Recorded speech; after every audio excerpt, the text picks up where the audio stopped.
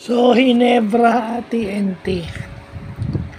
So, dun sa mga nagbabasketball at naglalaro ng dun sa mga nagko-coach at naglalaro ng basketball, obserbahan nyo yung laro ng TNT at ng Hinebra ngayong Pasko na to.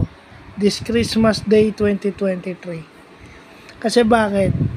Wala si Jason Castro, wala si RHJ, hindi naglaro. Pero bakit lumamang yung TNT? Come from behind na naman yung Hinebra. Okay? Minaximize sila kung sino yung naglalaro sa TNT. At yung Hinebra naman, ang pinaka-lesson doon, ang Hinebra is 3 out of 50. Tatlong 3-point shots lang ang naipasok nila. Si Maverick Hamisi yung isa at si Scottie Thompson, yung dalawang 3-point niya sa fourth quarter lang sumot. So karamihan ng kututusin sa basketball ngayon, pag hindi ka tumitira ng 3 points, talo ka na. 'Di ba? Doon sa mga uma-idol kay Damian Lillard, kay Steph Curry, kay Klay Thompson, at doon sa mga iba pang shooters, dito kung Pilipino kayo, panoorin nyo ang ginagawa ng Hinebra. Walang 3-point shot doon, pero bakit nagawa nilang humabol at manalo? It's just that yung mga tira nila is puro paloob. No? Kasi ang philosophy ng mga bata ngayon nagba-basketball, kailangan tumira ng tres at least yon ang masasabi ko lang ay yung Hinebra. Tumira malapit sa ring. Kahit magmintis ka, na foul ka, free throw. Patay pa yung oras, umi-score ka. And then, yung depensa. Okay? So, ganun na naman. Non-factor na naman si Bishop scoring-wise. Pero, ang sa tingin kong tulong dun is yung depensa ni Tenorio, yung playmaking ni Tenorio, tsaka yung fourth quarter na deny nila si Calvin Oftana. Talaga napilitan si Scottie na bantayan si Calvin Oftana. Yun lang yun, dinedele na nila si Calvin Oftana dahil yun ang mainit yun ang gumawa sa kanila, 25 or 26 points at this game. So, para naging import si Calvin Oftana, pero nung na-deny siya, wala nang pumuntos.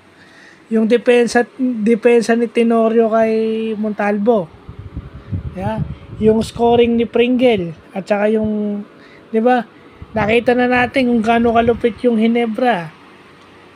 Una, yung Twin Towers, si Stand at saka si Japet, pinagsabay, naging maganda laro. At as in, yun ang nagsimula.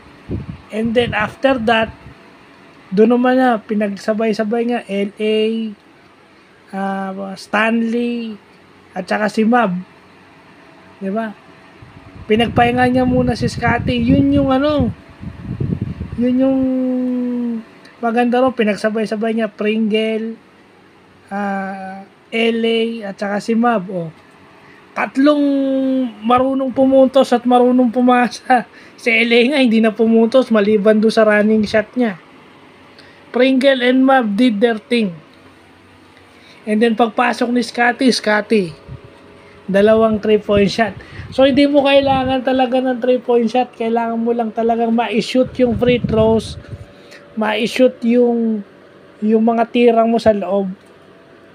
Si Christian Starhandinger nga di ba? Tingnan mo, nabibigay niya ng bola si Starhandinger, so may pag-asa kayong manalo. Yun lang ang ginawa nila, nabibigyan nila si Christian Starhandinger ng bola sa loob. Yung inside game ni si Stan, yun lang ang nag-sustain sa Hinebra. So, I doubt dito sa tatatadan. Kasi pag hindi pumapasok yung 3-point shot mo, wala long shot, mahaba yung talbog ng bola, long shot, long rebound. So, technically, pag long rebound yan, makukuha ng kalaban mo yan most of the time. Whereas kung malapit yung tira mo sa ring, yung big man mo pwedeng rebound. Di ba? Yun ang philosophy dun Pag mas malapit sa ring, yung big man mo pwedeng rebound.